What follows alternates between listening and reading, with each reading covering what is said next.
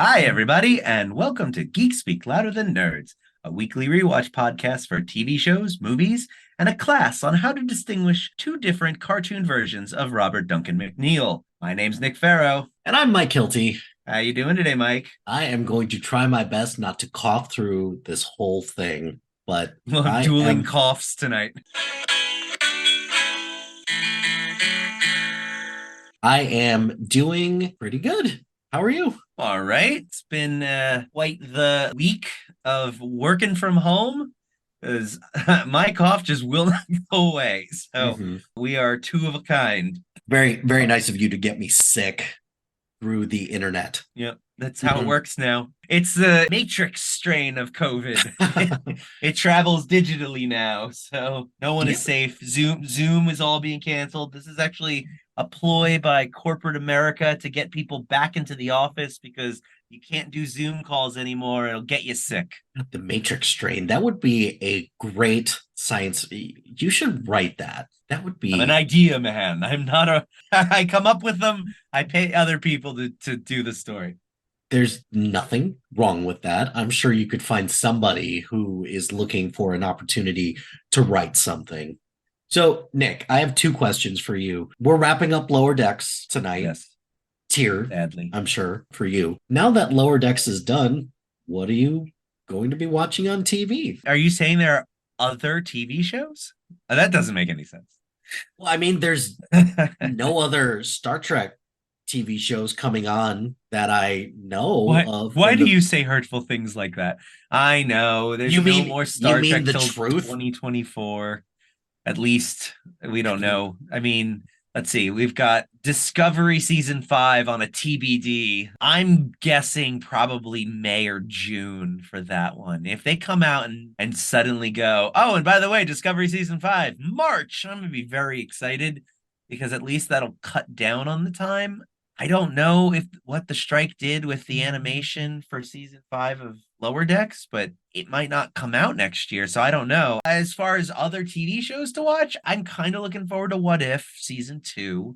That one looks, or at least sounds like it could be fun. And with more time to finish it, I'm hoping maybe they tightened up the stories, made them a little bit better than the previous season. Not to say the previous season wasn't great. It's just it had some flaws, but it was a good first attempt. So hopefully it doesn't have a sophomore slump and it goes further. The Echo trailer didn't look terrible. a So resounding endorsement. I was so bad. You know what? Here's the interesting thing about the Echo trailer. After watching it, I was like, all right, that had a good amount of Kingpin in it. And then my buddy told me it's only supposed to be 5 episodes instead of 6. And I'm like, are they learning? Don't put out more than you need. Maybe hit that edit button a little, like they should have with Loki. So those are two pretty around the corner things, but I'm probably just going to catch up on stuff that I missed, like Mhm. from 2023 at this point. Yeah, that's kind of the same boat that I'm in, is that I've got five total shows that I'm reviewing for Sif Pop. Anything else that I want to review for them probably in December, I'll pick up if I've got time. But then I'm looking at the current crop of shows that are coming out the rest of the year, and there's really not a whole lot. Everything got pushed to next year. But yeah, I'm catching up on stuff that I didn't get a chance to watch or didn't get a chance to catch up on completely. Like I'm almost done with What We Do in the Shadows, this most recent season. Oh, it was so I've, good. I agree. I agree. I It's really loved it good. so much. That It's was one of great. those shows where I liked it so much. I was almost just like, let's do that one next. I mean, I would not be opposed to it. Second question. So this came up at trivia on Wednesday that I host at a bar around me. There was a question about an 80s TV show. And I said that to me, Growing Pains is the greatest TV theme song ever. And that was met with resounding boos from Oh, from the crowd. And I get it because TV theme songs, they're subjective, just like everything is.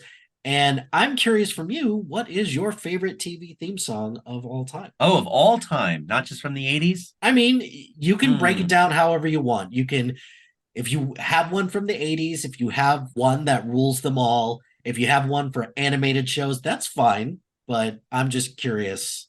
it's tough. I did like the Growing Pains theme song. It's a good one. I wouldn't say it's my favorite. I think if I was going strictly the 80s, I'd probably go Cheers. Cheers is an obvious, I obvious loved good one. My parents watched that show. It's one of the few 80s shows that I also watched when they watched it, and they had a bunch taped. When we moved to Japan, I know that was one of the shows that my parents had sent over. Like Hmm. someone at home would record them and then mail us the tapes. So like we didn't have a ton of television to watch, but we would watch several episodes of those on repeat. And that theme song is just so great. And I love how it should have ended has used that as their villains pub Hmm. theme. That one has persisted through time. The ones that stand out to me are the ones that I'll never skip. And right now there are three that I don't skip. Okay. The one, of course, is Star Trek: The Next Generation. I just love that theme song. Just love hearing it. Makes me feel good. Reminds me of being a child and having no responsibilities. And the other two are incredibly recent. The Kimmy Schmidt theme song is by far one of the best theme songs of all time. I will never skip it. I listen to it every single time. It's a It's a miracle. miracle. And then the other one is incredibly recent, and that's Peacemaker. Oh, yeah. I love that open and but that one's more than just the song. The song is great.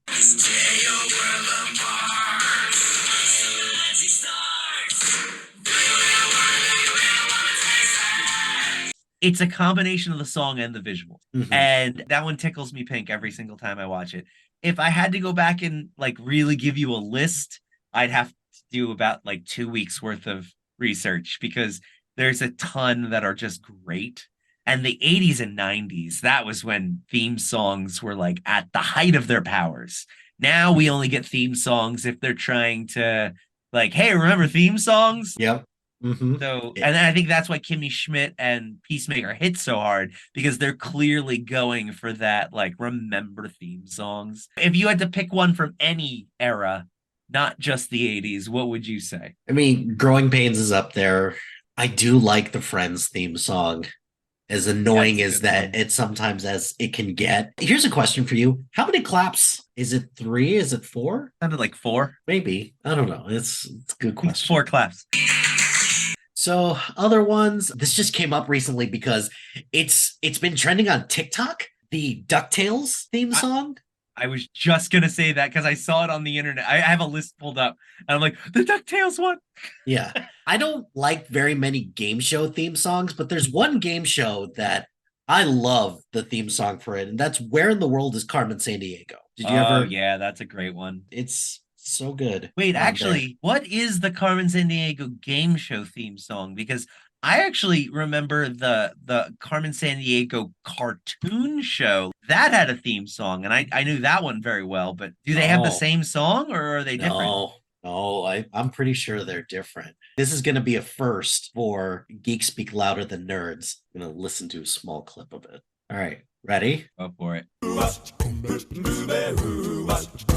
Well, she sneaks around the world. Yeah, I know this Down song. to Carolina, she's sticking. Okay, cool. Yes, I do recognize that one. That was not the one that I was thinking of when you said it, but yes, I have heard that one before.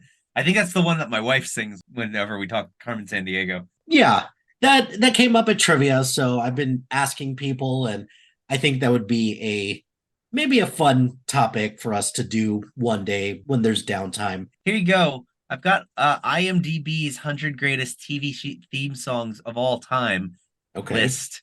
What do you think is the number one on that list? Game of Nope. Thrones. It's not I'm gonna because let's just say this list has mostly older. There's very oh few things that are post 1995.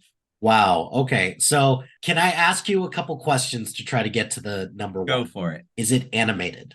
It is not. Okay. Is it pre 1980? It is. Is it the Twilight Zone? It is not. Uh, But the Twilight Zone was number 6 on the list. okay. The first animated show on the list appears at number 7, and that is The Flintstones, Oh, which I'm gonna give him that. I'll give him that. Yeah. This one is wild. I will give you a hint. Okay. The show that is at number 1 has a lot of similarities to the show Star Trek Voyager, only not in space. That's not going to help me at all. So what's the answer? Gilligan's Island. Oh yeah. Okay. That makes a lot of sense. Yep. Number 4, The Brady Bunch. Number 3, The Beverly Hillbillies. Andy Griffith's show is at Yeah. number 2, which I can Yeah, see that. that's It's legit. simple. I Love Lucy at 20. That one's just see, they need to differentiate because that's just a jingle versus an actual theme song. I mean, I guess, but isn't that what Andy Griffith is? I guess, yeah, but that's where if you were making a March Madness bracket, you would have the jingles in one corner, Yeah.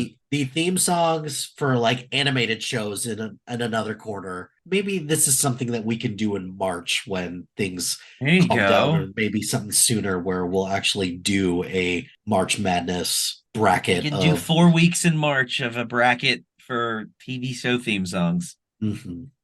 Okay. Well, We'll have let's to bring on a guest so that way so that we have a tiebreaker. just in case, yeah. It'll be down to the Friends theme song and the Seinfeld's theme song, and we both know which one's gonna vote for which. Yeah, that's very true. Nick, do you think we should get into the episode? I think our goal tonight should be to be actively recording when the clocks switch back over to from 3 a.m. to 2 a.m. So let's live in our last episode of the season of Lower Deck, season 4, episode 10, Old Friends, New Planets. Last time on Geeks speak louder than nerds. Yeah, you ready to talk some Star Trek? We're going to be doing a rewatch podcast for Star Trek Lower Decks. We're on a Klingon ship to start, and this mysterious ship appears. It attacks the ship and leaves nothing but wreckage. But Jeeth doesn't like this. I want to be rich now. As he's going through, he pulls out a portable Genesis device. Although I'm still convinced that they're not killing everybody on board. The Orion claims that someone fed lies to her lower officers, which caused a mutiny and shut down their systems. However, now someone is targeting former Starfleet personnel. The Cerritos has been assigned to locate Nick Locarno. And reveals himself to be a very aged up Nick Locarno. Mariner asks what he's doing there, and he responds, "We're gonna cause some trouble together." Stunned Mariner eyes to credits. And now the conclusion.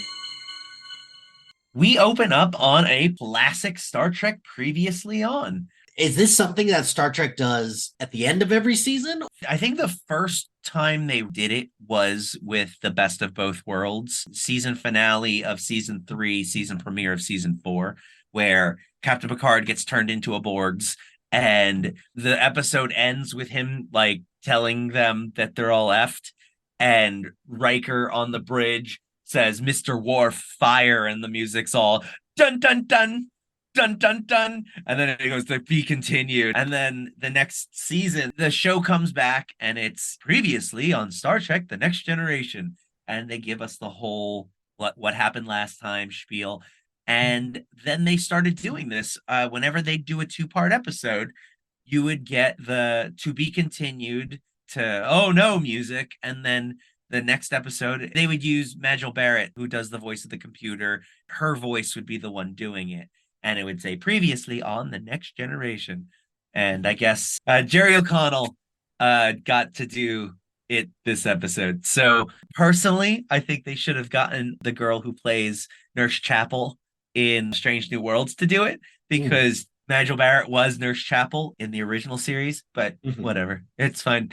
Let Jerry O'Connell have his moment. They seem to be getting him to do a lot of stuff. We get our previously on, and we hit all the bullet points. Ma'az's ship is attacked in the first episode's post-credit scene. The Ferengi lower decks officer, Jeef, My name is Jeff. finds the portable Genesis device. The ships are being stolen, not destroyed. I knew it. The lower deckers of the other crews all mutinied and shut down the systems of their individual ships. Someone is targeting ex-Starfleet, and the Cerritos need to find Nick Locarno. And finally, Mariner gets beamed to Nick Locarno's ship. What in the minimalist hell? And discovers him there. I enjoyed this Previously On. I have been very vocal about my distaste for Previously Ons on other shows. And this one I enjoyed because I feel like it covered the basics of the whole season to catch you up, like just on the off chance that you did not see last week's episode or you're watching this in the future. And this week to week show, like in 5 years from now, I could turn on episode 10 of Lower Decks, and this Previously On will give me everything I need so I don't have to rewatch 10 episodes just to get some backstory. I think this does it really well, and I enjoyed it immensely. And at no point during the episode does anybody then repeat what we were told in the Previously On, which I also quite appreciated. It was a fun way to remind everybody, hey, remember about the Genesis device? And I think one of us even mentioned it, that Genesis device might pop up later because it seemed awfully specific in that episode that it came out in. We leave the Previously On and open up on Starfleet Academy 13 years ago, which I was super excited to see a time frame finally. Last week, you have no idea how much memory alpha surfing I did to try and figure out where everything fell in place with how is it possible that Mariner and Cedo knew each other? Like, does that make sense? What's the timeline here? And they gave it to us 13 years, which means that this show takes place in 2381 because the first duty took place in 2368. And me being a super nerd really loved getting that bit of detail because everyone had been wondering, like, when does Lower Decks officially take place in the timeline? We know it's the 80s, but we don't really know when in the 80s it is. And there's always that assumption that each season is a year later. So this actually shows that seasons 1 and 2 took place in 2380 and seasons 3 and 4 are 2381. It's 2 years for four seasons. Okay. I like when they tell us these things. It makes life easier for me. Yeah. No, I totally get that. If I knew anything about Star Trek, maybe this would resonate with me as well, but it just this scene just helped provide a little bit of context because although you gave me a lot of context last week, I did not go and watch those 2 episodes that you recommended. That You didn't do the homework. I didn't. I failed you. I failed you, Anakin. I failed you. So 13 years ago, we were at Starfleet Academy, and I love this establishing shot. It is exactly like the shot that we get in the first duty. And actually, whenever we go to Starfleet Academy, they use this establishing shot in Star Trek Voyager even. Like it's great. We see Nick Locarno, Josh Albert, Cedo Jaxa, and Wesley Crusher walking through the quad, discussing their plans to practice and perform the covert starburst maneuver at the upcoming graduation ceremony. Nick is dead set on Nova Squad being remembered. We're the best pilots the Academy's seen in years. Pulling it off would make us legends. Nick is concerned that once they graduate and assigned to the fleet, they'll be nobodies, so he wants to go out with a bang. Didn't realize how big of a bang that would be. Just then, we see bright-eyed, bushy-tailed Beckett Mariner calling Cedo's name. Uh-oh, Jaxa, your fan club spotted us. And right here, this shows once again that this show is answering a question that I had from last week. So Mariner was not Cedo's best friend. She was just a geeky younger officer who looked up to her. I'm going to go ahead and guess that Mariner conflated the relationship in her mind. And then just over the course of time and the fact that Cedo died, she had a hero envy. Like, she just remembered their relationship being closer. I really liked this. There was one nagging question that I had, and that was in the episode of Lower Decks, Cedo says, nobody was my friend after the accident. Everybody treated me poorly. I was very lonely. And I'm just like, well, that contradicts everything Mariner said. Like, if Mariner was such a best friend of hers, why wouldn't Mariner have been there? Mm-hmm. I guess Mariner wasn't as close of a friend as she thought. She just really looked up and admired her. That to me, it doesn't negate how Mariner's feeling about the situation, but it kind of does come into question about whether or not how she was feeling is like really worth all the trouble that she's been put through this season. That is one of the major hangups that I do have. Yes. I like this fixing of the continuity error that might have occurred last week, but at the same time, it does call into question, well, if you guys weren't as close, why is it so affecting to you? And I'm going to fall back on the whole, it was just one thing after another for her, and that she's focusing on Cedo because the show needs a focal point. Yeah. But realistically, this is just one focal point of many. Because I'm really willing to bet you that the Dominion War and the atrocities she saw in that war were worse than losing one friend. She must have lost dozens of friends, hundreds even, because this war was awful. The Dominion were rough. The amount of damage and destruction that happened with the Federation, it was pretty touch and go there for a minute. There was a moment where they didn't even think they were going to win. Like it was pretty scary. So I can only imagine that they're leaving that open for potential down the road. But I do like to jump ahead to the end of this episode. It does seem like Mariner has been able to resolve at least one of her demons that is causing her to lash out. As they're all talking, Wesley interrupts and says that they're going to need a ton of practice if they're ever going to have a chance of pulling off this maneuver. Mariner asks, pulling what off? And Nick tells her not to worry about it. Cedo then says it's something that Nick thinks will make them all legends, but the only name anyone will actually remember is Locarno.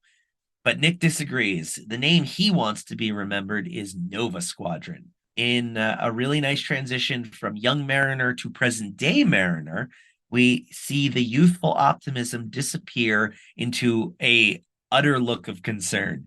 She asks Nick if she's a prisoner, and he reassures her that he saved her from those Romulans and Klingons. Nick is quite excited to have her on the Nova 1, which we learn is the name of his mysterious tilt ship, and she is exactly who he needs to fulfill what they always wanted back at the Academy. Mariner admits to having barely knew him at the Academy, but he claims that she was practically a junior member of Nova Squad, which is in direct contradiction to the joke he made at her expense in the flashback scene.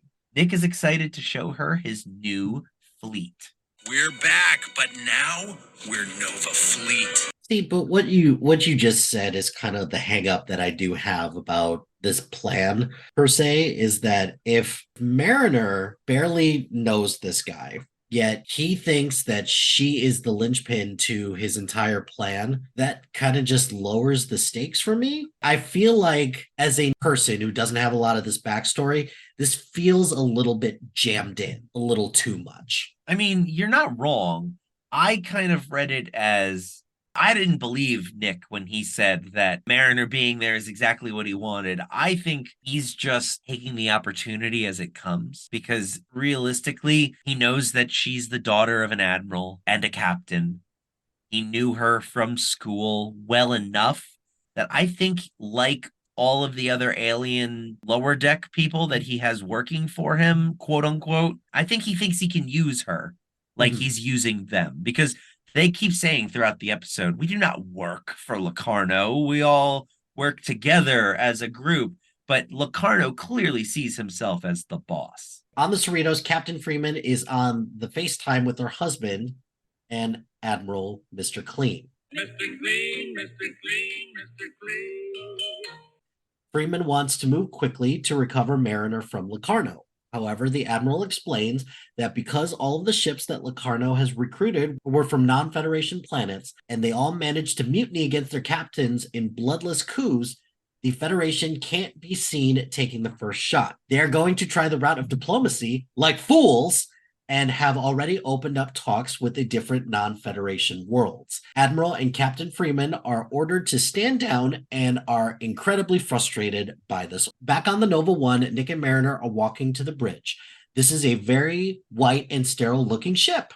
I designed it myself. None of the Starfleet carpets or wood paneling in here. Locarno is excited to have a Starfleet officer and the daughter of an admiral by his side. He is very much looking forward to rubbing it in their faces. Mariner is trying to play along and ask, how exactly are we sticking it to those chumps, by the way? Locarno gives a very vague and ominous answer as they enter the bridge. So Locarno sits in the captain's chair and asks for a channel to be open quadrant wide. The message starts transmitting, and he introduces himself and says that this message is going out to anyone in the quadrant who feels like an afterthought. The whole gang, upper and lower, are watching from the bridge of the Cerritos. Rutherford declares that Locarno looks just like Tom Paris in a very wink at the camera, haha sort of way. He looks like Tom Paris. I don't see it. I was like, aha, yep, Mhm. there it is. The obligatory, they're the same actor joke. And Locarno continues to explain that you may have heard scary stories of ships being destroyed in the last few months, but that was a lie. They weren't being destroyed at all. They were being liberated. He then introduces Nova Fleet, the first independent, unaligned fleet in the Alpha Quadrant. He then puts out a call to all lower deck officers on Federation and non-Federation ships alike that if they are tired of being ignored by incompetent commanders, then he welcomes them to join him in the Detrion system, where he has erected an indestructible Trinar shield. And I'm like looking up all of these words. Like, some of those sound so familiar. What is that? But yeah, Trinar shield, that's something new. That was interesting. It had a very similar look to something else that we'll talk about later. At that point, Tendi asks what his problem is. Ransom explains that the short version of the first duties synopsis, and Dr. Katz, Her name is Dr. Tana. calls him an asshole.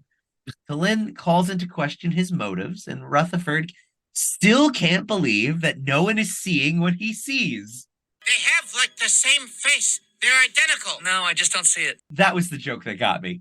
Like the first one, it was like, ah ha ha. But that one, when Rutherford brought it back, I died. I had to pause it. I was laughing so hard at that joke. Locarno then adds that just in case anyone wants to make trouble, he's procured a Chekhov's black market Genesis device. He then turns to Mariner and says that he even has an officer here who can tell everyone what Starfleet is really like. Mariner then has to adjust the camera. She starts off a little sheepish, but then really tells them what she thinks.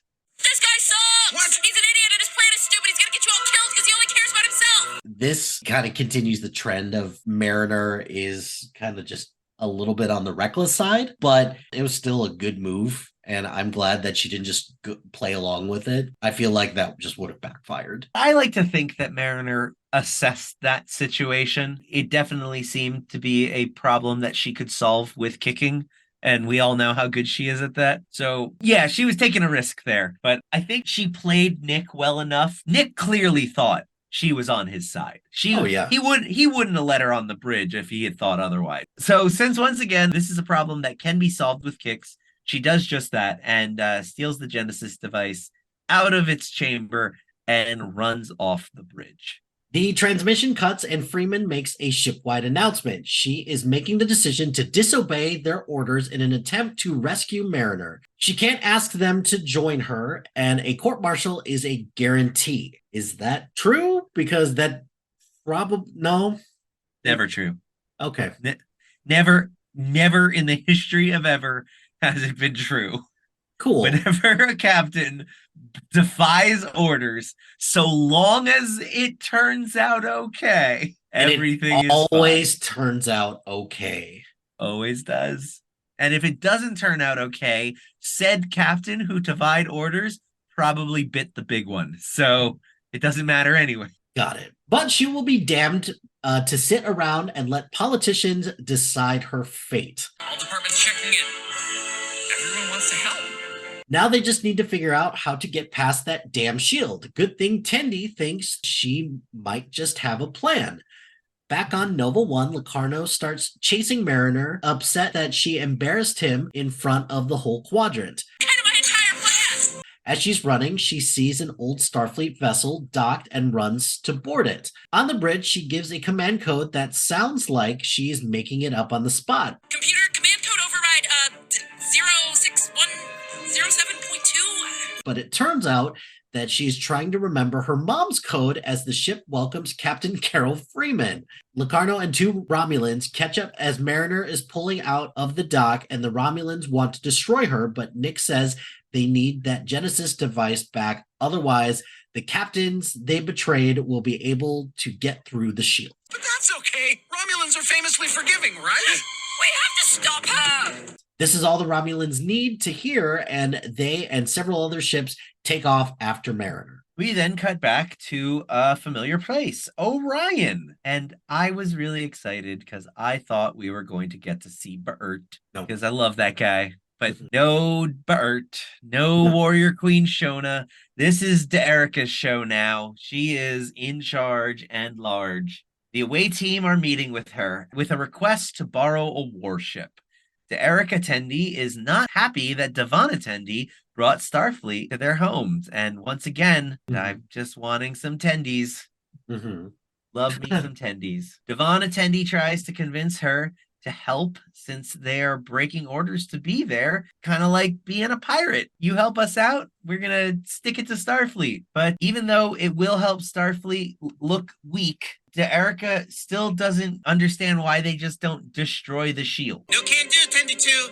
Unfortunately, the Cerritos doesn't have weapons strong enough to destroy the shield. Plus the whole, we don't want to be the ones to shoot first problem. They need the Orion warship for the job. De'Erica denies their request. She has too much on her plate right now. Even if I wanted to go, my schedule wouldn't allow it. She's got a whole empire to run. 6:30, dinner with me. I can't cancel that again. Freeman graciously goes, okay, thank you. We'll try and figure something else out. But Devana is not going to let that stand. I demand barter by combat! Because everything in this culture is something by combat. And I kind of love it. Yeah, there's nothing wrong with that. I mean, if that's what they want to do. Back in the Detrion system, Mariner is managing to avoid being captured or destroyed by the pursuing ships, but they are hot on her tail. She's almost at the shield and prepares for warp when the ship tells her that she can't because the shields prevent people from getting in and leaving. Nick tries to bargain with Mariner that if she comes back to the station, he will give her a ship and send her on her way. But Mariner isn't about to let him have the planetary murder machine. He continues to plead, but she cuts him off. We come back from commercial in an Orion training arena. De'Erica is explaining the rules of combat. Each side will choose a champion. If Starfleet wins, they will receive the warship they requested. But if the Orions win, they will get the Cerritos.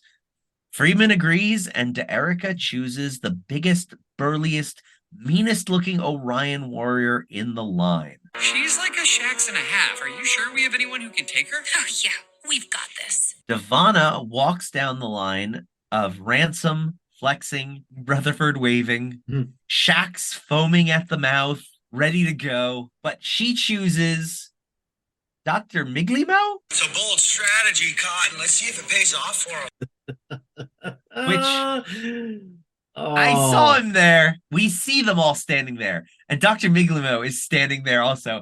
And I'm just like, well, obviously she's going to pick Miglimo. Like, why? Why is he even on this away mission if he's not going to be the one they choose? I thought something similar, and I did think that she had a plan, which she clearly does. Yeah. We'll explain soon.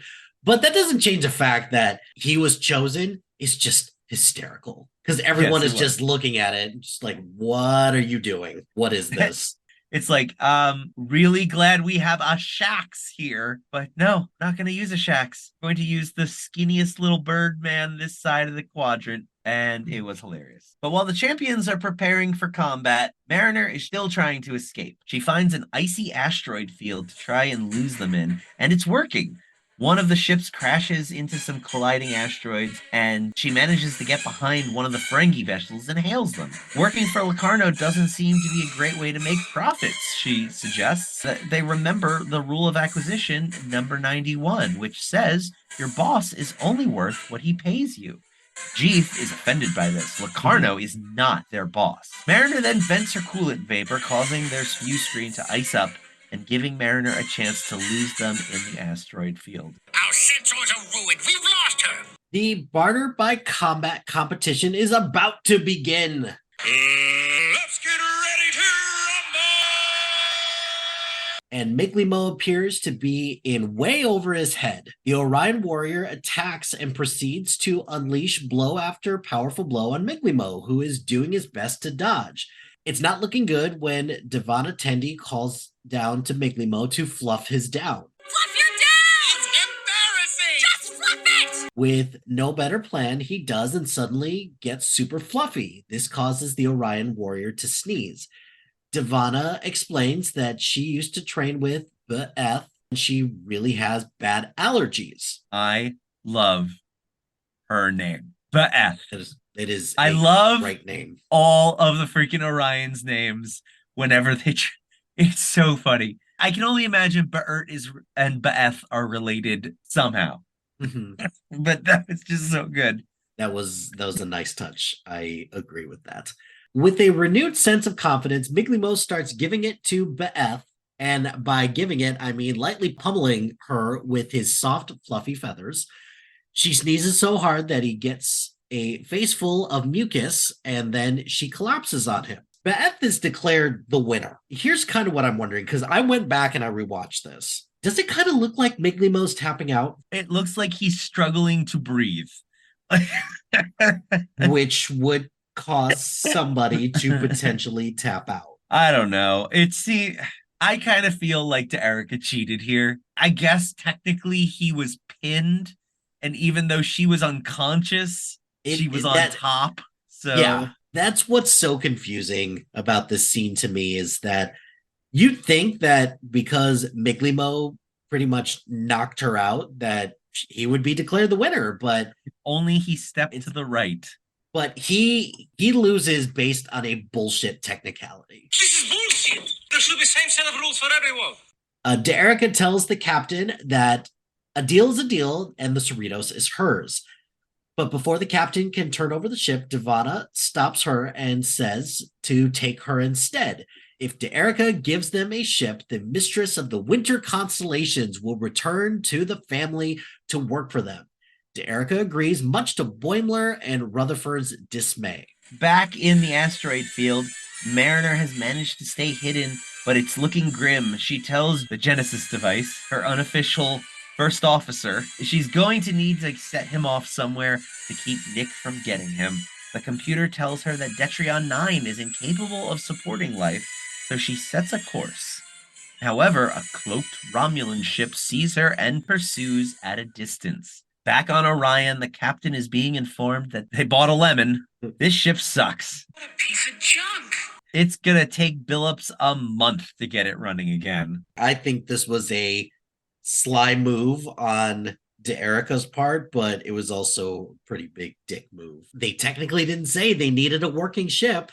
Freaking Erica. She's double-crossed them. On the Orion ship, Billups, Rutherford, Livik, the return of Livik, and T'Lyn are trying to offer solutions, but Rutherford and Livik cannot agree on anything. However, T'Lyn knows just the thing to get them to cooperate. Smash cut to a riverboat. Smash cut to a riverboat. Good day, Mr. Twain. Who would have thought that after our delightful dissertation describing the illustrious events of Season 4, Episode 4, Something Borrowed, Something Green, we would find two handsome devils such as ourselves regaling these fine folk for a second Twin Twain sighting. I do say, good Mr. Twain, it is an honor to once again stand before this ever-dwindling crowd of well-wishers to discuss the contents of this new scene. I would be happier than a milkman's horse for you to proceed. If only I could, but you are a heaping help of a country-fried intellect, my genteel friend. It is you that should continue this glorious tale. Mr. Twain, my dubious doppelganger, are you trying to flatter me again? I will not stand for it is you whose intellect is hotter than a preacher on Sunday. Could it be that our good friends and fellow Twin Twains, Mr. Rutherford and Mr. Livik, have come to an accord? I believe they have. As the Vulcan full of gumption pointed out, sometimes illogical tactics lead to a logical solution. And scene. scene. Why does this work? It's beautiful. I died during this part. I was so happy that they brought this back. Yes, the Twin Twains were returned, and I lost it. It was so funny. That was such a great callback because, like you said, I was not expecting it either because Talin was the one that suggested it, and I get That why too, yeah. because she explains it. Illogical tactics can sometimes lead to logical solutions. Doesn't make a whole lot of sense, but it gave us Mhm. this awesome scene. This is probably my favorite callback of the entire season. Oh, agreed. I love how Freeman is like, why does this work? It's such a funny way just to get them to come to an accord, and you don't even really hear a whole lot about it. It's just a quick clip as well, Yeah. which that's all that was needed. So on our way to the planet, Mariner runs into a level 7 ion storm and is forced to change course. Is this kind of similar to how a category 5 hurricane is a certain wind strength? That would be my guess. I don't know. How do they determine like normal Earth shit? They must have a similar space weather detector pattern level tester. I don't know. The barometer was spinning really fast on the outside of the ship. And that's how Right. they knew. They were like, oh, okay. Okay, all right. But just then, the Romulans that were pursuing her attack and open a channel demanding she surrender. Mariner once again tries her tactic of them asking why Romulans are taking orders from a human. We do not take orders. Lucano's given us the freedom to scheme at our leisure. Just then, Locarno and a half dozen ships show up and box her in. He informs her that they are a coalition of equals that has her surrounded. He asks her again to surrender and they can start over, but she flees into the ion storm. Locarno is upset because the ship and the Genesis device could be destroyed in there.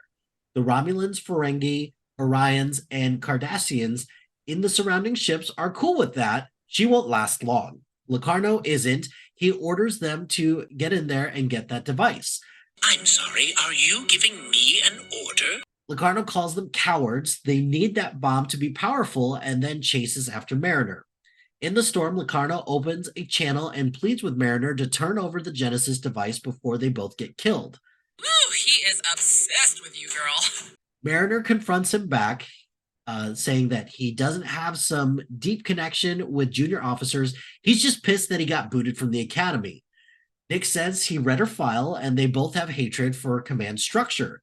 Mariner disagrees, though. She doesn't always agree with the orders, but she still believes in the mission. Then Nick invokes Cito's name in a last-ditch attempt to change Mariner's mind, and that was the wrong move. Mariner, fresh off her Klingon therapy session with Ma'a, tells him that Cito gave her life for what she believed in. Starfleet may screw up all the time, but they always try to do what's right. Nick is the one constantly putting people in danger. New allies, Josh. This is what sends Locarno over the edge, and he throws a tantrum. That wasn't my fault. If my stupid professors had just let us practice. Josh died because of your ego, man. Shut up, shut up, shut up. Yeah, he does. Just then, Jeef My name is Jeff. gets on the FaceTime with Locarno and alerts him that a massive Orion destroyer has entered the system. We hear Freeman giving the Cerritos Bridge crew orders and asks if the acting captain is ready. I've got this, but I want you back to take command when you're done. You and me both. It's Boimler! Is Boimler the best that they could do as an acting captain? I had the exact same concern here. I'm of two minds completely. The first mind says, yay, Boimler! I completely agree with that. I was very happy for him. But my logical mind is thinking, wait a second. Are you telling me there's not a single high person from regular lieutenant all the way up to commander on the ship? They brought them all with them? Like, that doesn't That doesn't make any sense. It just feels like this scene just called for more Boimler because he's really not in a lot of this episode as like a Yeah, true. prominent person. So this feels like a logical way to get him a little bit more screen time, but it's also not his episode. It's about Yeah. Mariner. It just felt a little weird, but that still didn't change the fact that I was like, good for you, buddy. Good Yeah. job. I mean, it could go back to the Caves episode where Delta Shift doesn't like Beta Shift because they get more FaceTime with the captain. The Boimler is kind of Ransom's bridge buddy. And he also has endeared himself to Shax too this season. So, like, even though maybe there are more, higher ranking officers on the ship, like what they need in this particular moment is someone that they can put in the captain's seat just to say, make the ship go and then kind of take it from there. Like, really, he didn't do a whole lot. But when Admiral Mr. Clean comes on the main viewer and orders them to stand down, Boimler says that he will just as soon as he saves his friend, and he shuts the Admiral down. So like he does a good job at what he was given, but it's not exactly like rocket science. Like anyone really could have done it. I really just appreciated the fact that this is the culmination of Boimler's season 3 arc coming to fruition. He got his promotion. He managed to make it through that episode with Vexilon and get past his need to be overly controlling as a senior officer. Now we get to see like what would Boimler be like in an actual situation where he's got the big chair. So I really enjoyed it. Yeah. Good for Boimler. He really handled that like a boss. So Boimler orders the Cerritos to full impulse as it tractor beams slingshots the Orion ship directly at the shield. And I kind of like that they're sticking it to Erica, like, well, you know what? You're not getting this thing back then. Like, screw you, buddy. You're right. Petty move begets petty move. Exactly. So that's all I'm it is. all for that. We destroyed this ship out of spite. The Orion ship crashes into the shield and explodes in a spectacular fashion. This creates a hole in the shield just long enough for Freeman and the senior staff to fly the captain's yacht through the opening before it closes. This causes Locarno's recruits to freak out. The shield was supposed to be impenetrable, and Locarno orders everyone to stand firm, follow his orders, and they will be fine. But nobody likes that. At that statement, the Binars on his ship immediately beam themselves off of his ship and onto one of the others, and the rest of the ships turn tail and get out of there. Just then, Locarno locates Mariner and disables her ship. Mariner makes the decision to set off the Genesis device now before it is too late. Nick beams over with a phaser rifle and starts blasting at Mariner as they go back and forth. Mariner tries to do her best to reason with him. He's only stunned all those crews on the ships that he stole. He didn't really do anything terrible. He didn't kill anyone because deep down inside, he's not a murderer. Nick disagrees. His perfect life was taken from him, and now he's going to get it back. And he fires at her at point blank range. But thankfully, she is beamed away in the very last second. Did she kind of assume that somebody would beam her out, or is this the only thing that she could have done as opposed to just giving him the device back? I mean, she was doing a pretty good job of avoiding him, but I mean, he kind of had her dead to rights there. Yeah. I think Mariner was ready to go down with the ship. This is the difference, though, between her previous shenanigans last week and this week. This was a sacrifice that needed doing. It definitely needed to happen. Whereas it's definitely a turn for her. She's not just doing this to be reckless. She's doing this because it is the right thing to do. And it's funny, it really invoked feelings from my favorite episode of the show from the first season, the movie episode, The Rise of Vindicta, when Mariner's going crazy on all the holodeck versions of her friends and family. The holodeck version of Mariner shows up and kind of does the exact same thing in this moment. Like holodeck Mariner fights real Mariner who is going nuts and blasting people wild. And now it's the reverse. Real Mariner is now the one who's doing the defending, and Locarno is in the place of the crazy person. And I really liked that parallel that I don't even know if the writers saw, but like Yeah. being that that was my favorite episode of the show so far, like that really stuck out to me, and I really liked how it shows Mariner's arc fully and how she has come such a long way from being that broken crew member at the beginning to who she really is. If you really were a badass, you'd do the hard thing and just be a good officer. On the captain's yacht, Mariner tries to beam up Nick too, but he's already raised shields. Mariner begs Nick to lower the shields and come with them, but he ignores her and they are out of time. He is trying to disable the Genesis device, and he actually succeeds. Unfortunately, this was a Ferengi black market Genesis device, so as Boimler learned on Ferenginar, you gotta pay 2 bars of latinum to officially stop the countdown. You gotta pay the troll toll. This is what happens when you buy a black market weapon from a Ferengi. Mhm. When he had to pay 2 bars of latinum to turn the bomb off, I lost it. Now that was a nice, yeah, that was a nice callback. There were a lot of callbacks from this particular season. It's a nice reward for savvy fans who stuck with it and paid attention. Goodness gracious, because I never would have expected that, but that's exactly what I should have expected, and I love it. So The ship explodes, destroying the Nova 1, as well as sucking in the entire ion storm, leaving behind a newly created planet. Is that normally what happens in a situation like that, or? yes, we'll get to it more in the reference section. I guess I meant to ask you earlier, but this seems as good a place as any. You've seen The Wrath of Khan a few times, right? I've only seen it once. Only and once. I saw Okay. and I saw Wrath of Khan when I was in first grade. Oh, no, It's it's been been a quite some time. It's Okay. been a while. This whole scene in the ion storm is almost a shot for shot remake. When they show the ships, it's a shot for shot remake of that movie, of the scene where they're hiding from Khan, down to like the ships going over each other. When the ship explodes and the thing gets the ion storm gets sucked in, and the captain's yacht is zooming away, and you see like the lens flare and the way that it looks, that is a shot for shot remake of the ending of The Wrath of Khan, which the exact same thing happens. A Genesis device goes off and creates a brand new planet. The only difference is that planet was unstable. Later on the Cerritos, Freeman is getting a dress down from Admiral Mr. Clean. But just as we predicted, she isn't really in trouble at all because it all worked out. They are even impressed that she managed to open up relations with the Orions for the first time.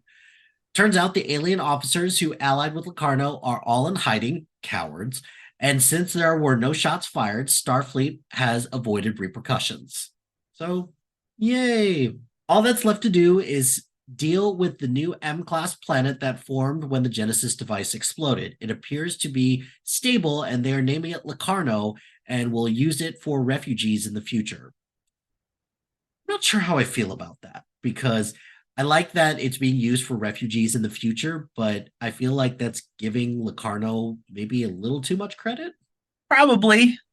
I don't know. I feel like if your atoms get sucked into a planet, and even though you were kind of a bad guy, but not really a bad guy, all he kind of wanted to do was just carve out a little chunk of the galaxy and, have his own little Starfleet. I'm gonna go build my own theme park with blackjack and hookers. Glad to see that Nick is comfortable excusing crime just because he didn't murder somebody. Why not?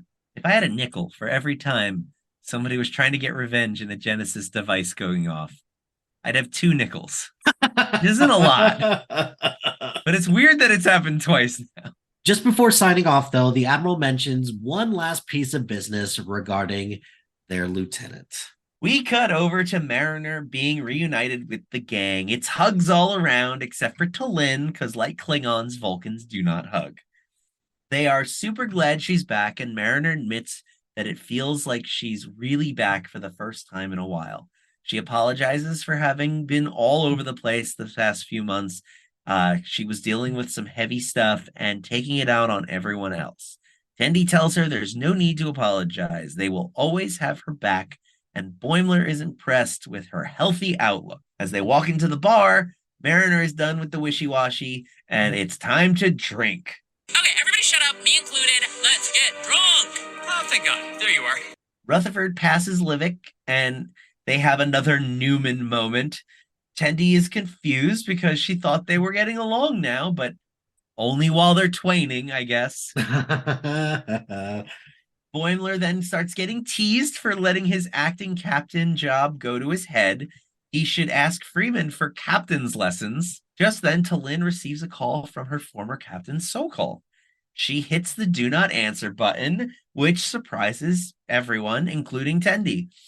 T'Lyn has decided she doesn't want to return to the Vulcan fleet. She would much rather be Tendi's science bestie. Don't you say that if you don't mean it! Why would I say anything I do not mean? Aww. This is amazing for Tendi. She is so excited. I thought that was a nice touch due to the fact that that was her introduction in the first episode of the season. Boimler then jinxes it hardcore and says everything is finally working out and requests a lower decks chant. It's like, come on, buddy, you know you can't say that. There are certain things you just don't do on a television show, and that's one of them. Make plans for the future, be a cop about to retire, and say that everything is finally working out. Mm-hmm. Because just then we see a vessel arriving from Warp and park itself next to the Cerrito. Freeman shows up to inform Tendi that she is being requested to return to Orion immediately. They are all disappointed that this is happening so quickly, and we cut over to the transporter room as they're giving Tendi their farewells. Rutherford is taking it the hardest out of all of them and gets a very big hug from Tendi. Hashtag Tendiford. Hashtag Tendiford. It will live on. But good for them. They're all trying to show a brave face that this isn't as tearful as a goodbye as it could have been, which I'm glad because it leads me to believe that at the very least, my prediction now is that Tendi rejoins the crew by episode 3 of season 5. I'm shooting for 3. I'll be very surprised if it goes past 5. I mean, how many episodes was T'Lyn not in this season? 3 in a row. Tic-tac-toe. All right. But also, Boimler in season 2 worked on the Titan for the first 2 episodes and was back by season 3. So I guess they'll keep it to be about the same, maybe give us one more. But I am kind of looking forward to what story potential Tendi being a pirate assassin could lead to next season. That's at least what I want. You'll get nothing unlike it. But even though they are off to do something fun, Rutherford stuff, as they put it, Rutherford is still pretty disappointed that Tendi is gone. The closing scene then is of Tendi sighing as she watches through the viewport as they wharf away, and it's self-affirmation, determined pirate Tendi eyes to credits. You've got this. So, Mike, did you like this episode? And then also, did you like this season? I thought this episode was fine. And I think the reason why I think that is because some of the moments just didn't connect with me as well. Like in regards to the main story with Mariner and Nick Locarno. Like that, if you hadn't have given me this context and this podcast wouldn't have existed, I would have been completely lost. Like, and I do stand by that this does feel a little bit jammed in there and they're trying to take some liberties with continuity at that point. But I think overall, everything in the episode was good. I'm glad that we got a twaining moment, so I'm happy about that. Overall, I thought the season was really good. I'd had some really strong episodes. I would say it's probably most of the episodes are good. There's only just a handful in here that were just like, it's not too bad. I do think it kind of stretched out a little too much with this whole thing with Locarno. And if they had maybe not shown that, like shown each of the ships being destroyed, I think it would have been just fine if they would have like cut maybe one or two of those out and those people just would have been on the planet, and I think that would have turned out just fine. Okay, yeah, I definitely agree with a lot of that, and I definitely see your point. It is interesting that we kind of have two different takes, but are We similar. come to the same Yeah, ish conclusion. a part of me does think that the context of the first duty episode helped also. The show manages to do that really well in that they can give us an episode that does require some extra homework and you can still kind of get by. I think that the fact that you didn't dislike this week and last week's episode on the fact that it's very clear that there's more backstory that you didn't get is the strength of the show. Like, I think other shows would have done it worse.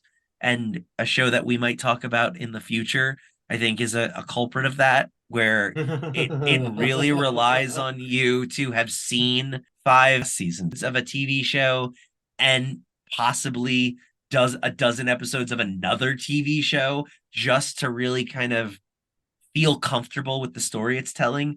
And I think so it's a strength of Lower Decks that they can lean into those fan servicey moments and it not be a detriment to the casual audience. But if you had hated this episode and last week's episode, I would have totally got it. Like, yep, that makes sense. You do not have the proper context, so therefore you feel lost. Makes sense. There was still enough in here for these last 2 episodes where I still was able to follow along. It's not like I got too terribly lost. And from a story standpoint, it makes sense. It's just, you're right, that missing context would certainly help. And it's not like I'm saying that I hated this episode, but I think that attachment to the existing property does help in this context. And you're right, it's not like how it is in some other shows where it's like, oh, you need to know this in order to understand it. It feels more like a wink instead of a requirement to know. Yeah, exactly. And I'll take that all day. I think one of my favorite things about this episode and then kind of like the series as a whole is how, and they kind of did this with the season finale of last season too. They used this episode to be more about calling back to Lower Decks itself as a show, as opposed to calling back to Star Trek Deep Space Nine or Voyager or The Next Generation. And I think that's really like it's almost meta in a clever way. Like, hey, yeah, we're the show that does all the funny reference jokes. I understood that reference, but like if you paid attention to this episode and this season, you will get references from other episodes of the season. And in the season 3 finale, they did the same thing. There were so many references to Lower Decks as a whole. If you had been rewatching or paying attention to seasons 1 and 2, there were jokes that were callbacks to seasons 1 and 2.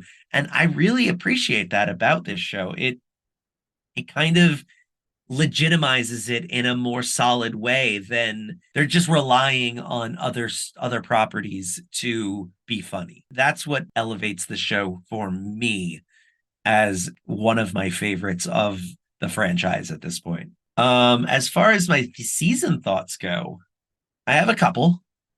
I really enjoyed Mariner's Arc, although as we mentioned, it was a bit choppy at times. I think overall it plays. And if you go back to season 1 and rewatch the show all the way start to finish, I think it does pay off a little bit more as a full arc for the series.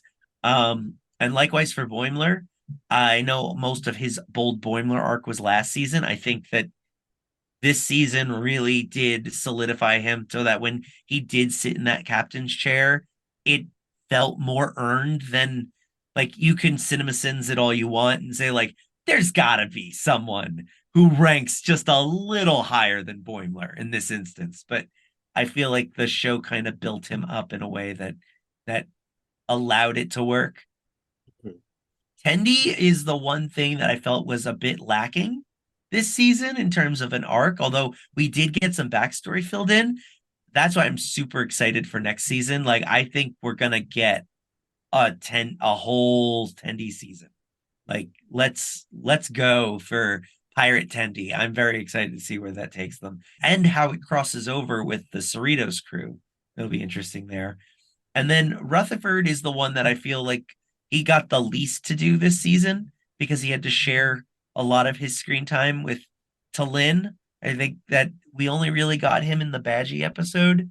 And Yeah. even then, that was more the Badgie show than anything else. Mm-hmm. I'm hoping that we do get more Rutherford. Like, I know they kind of put the whole he had a different personality thing to bed, but I'd like to see more about Rutherford's past. Maybe he starts to remember things from his past that he previously hadn't. So even though he kind of took a backseat this season, he was still always doing what he did great. Like, he was always funny, always the comic relief. So I overall I really love this season, and I think the show just keeps getting better.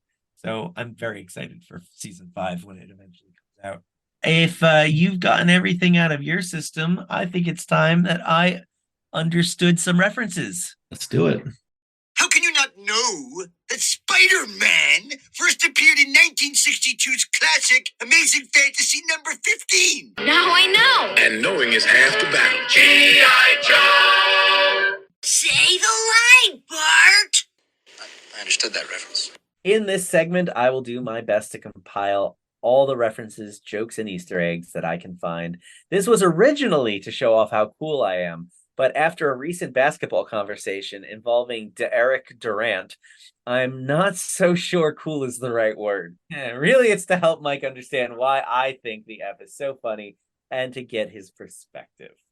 This is a short list today. It's a short list this week. There wasn't a whole lot because a lot of the references, like I said, were from this season of Lower Decks, and I'm not going to go over all of those.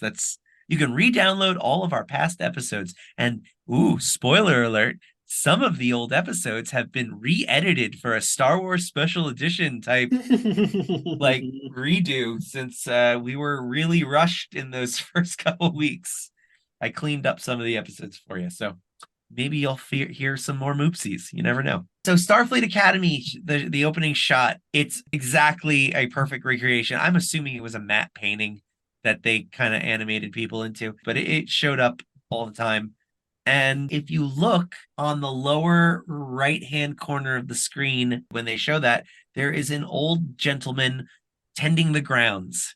And I don't know for sure if it is Boothby, but it looked just like Boothby, although he kind of had a beard, so maybe that could have been a weird animation thing. But Boothby was the groundskeeper of Starfleet Academy. He'd been there for many, many decades, and he was known to give certain captains and characters advice and kind of like guide them on their journey. Think of him as Stick to Daredevil's Daredevil.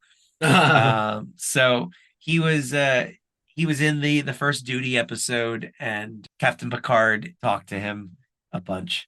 The episode showcased several cameos, and aside from Robert Duncan McNeil reprising his role as Nick Locarno, we also got Shannon Phil back as Ceto Jaxa, which I was looking up her IMDb. She hasn't acted in anything since 1995. She did an episode of Star Trek The Next Generation. She did, I think, 2 other things after that. And then she retired from the industry. So I was very excited to see that they got her back after 3 decades of not acting. That was really great. And then, of course, Wesley Crusher. We had Will Wheaton reprising his role as a young Wesley Crusher. And I have to say, he didn't sound like old Will Wheaton. I think it's really interesting because whenever we get like old Indiana Jones being digitally de-aged to young Indiana Jones, old Mark Hamill, they sound like the old man versions of themselves. And I think Will Wheaton is such a great voice acting talent that he was able to make himself sound more like he did when he was in his 20s. So when Nick Locarno is saying that his fleet is the first fully autonomous like fleet in the system, Boimler goes, The Maquis would like a word. because they were technically the same thing. They were categorized more as a terrorist group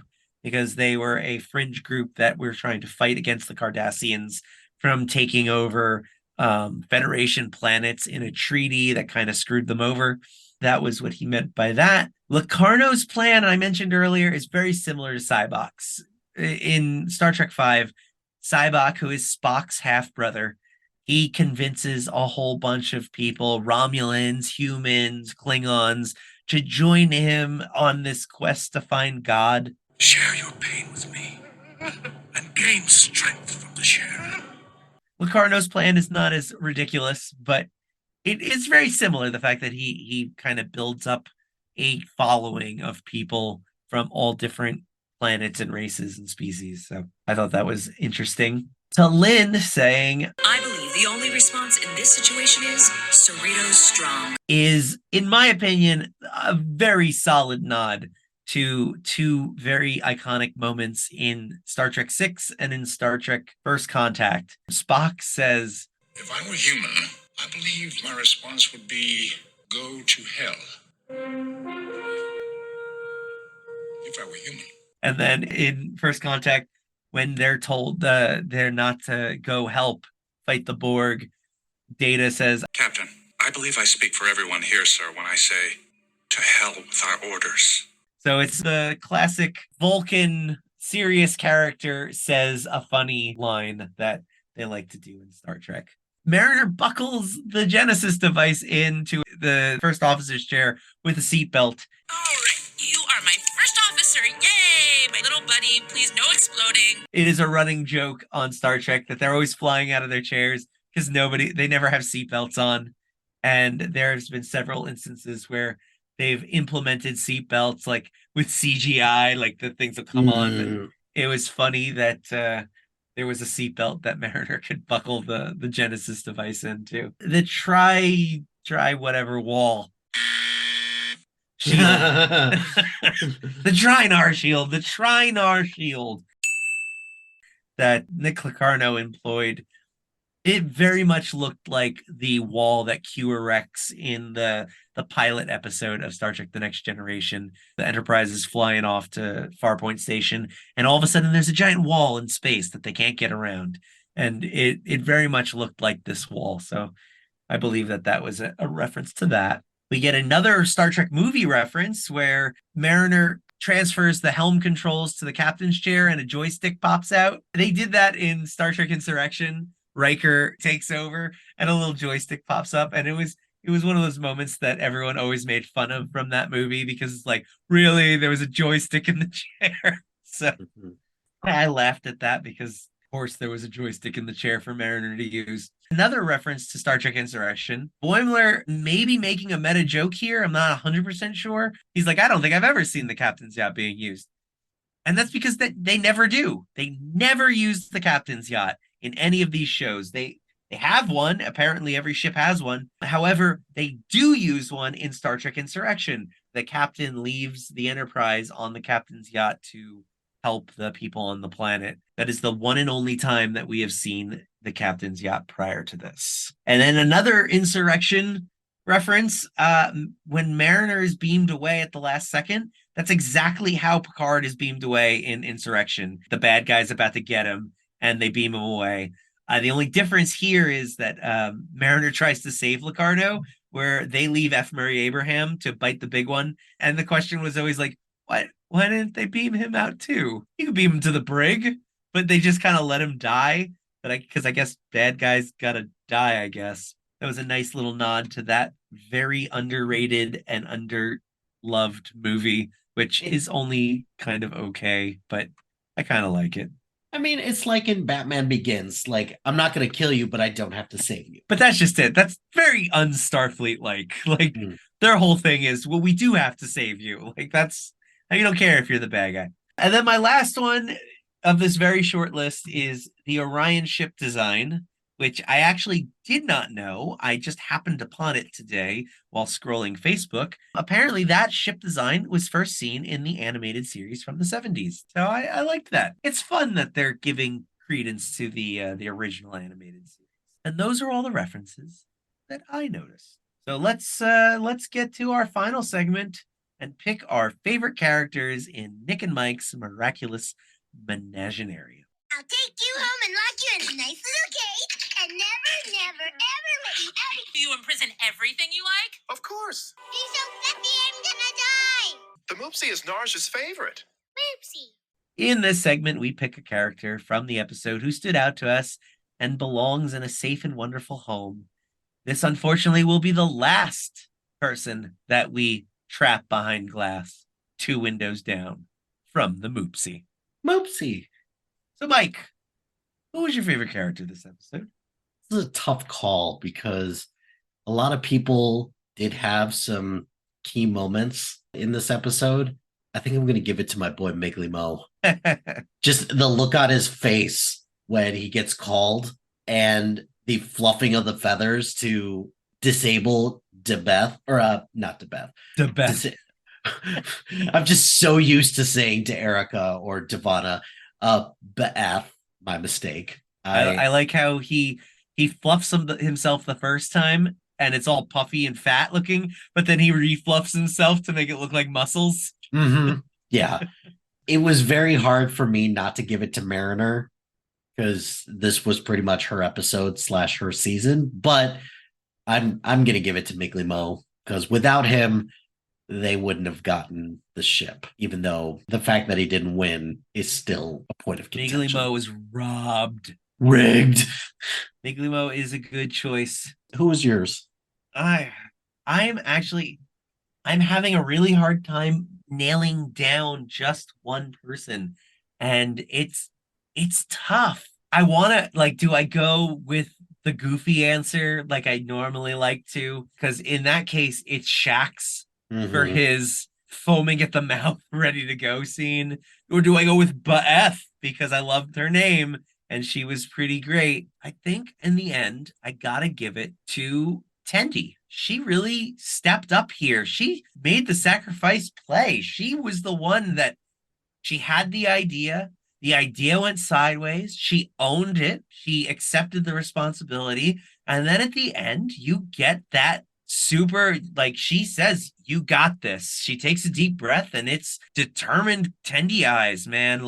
That's one of my favorite parts. When we went to Orion in Something Borrowed, Something Green, and Tendi was just that cool, confident, badass pirate chick. That was awesome. And as much as I love science nerd Tendi, the fact that she has these two sides is just so interesting to me. They are two sides of one coin that should be opposing at every turn, but they aren't. And I think that's what makes her for such an interesting and fun character. So I'm giving my for the episode to Tendi. Devana Tendi, to be precise. Do you have a season favorite character? I mean, I want to give it to the Moopsie. We how many episodes in are we still Moopsie obsessed? Yeah. One episode. That was all it took. One episode. But I feel like that's super lame to the rest of the people who showed up every week. How dare you? Because if I were to pick a favorite character, mine would be Mark Twain. And it only showed up twice. So, and it wasn't even a character. There were at least 6 Mark Twains. Yeah, I know, but still, the Moopsie is a good one. Well, Mike, what do we have coming up next? Both next week and now that Lower Decks is over, do you want to tease the audience with what's coming? What up, everyone? I have an important message for all you lower deckers out there. Now that Lower Decks has finished up, we will be moving on to Star Wars and covering Ahsoka.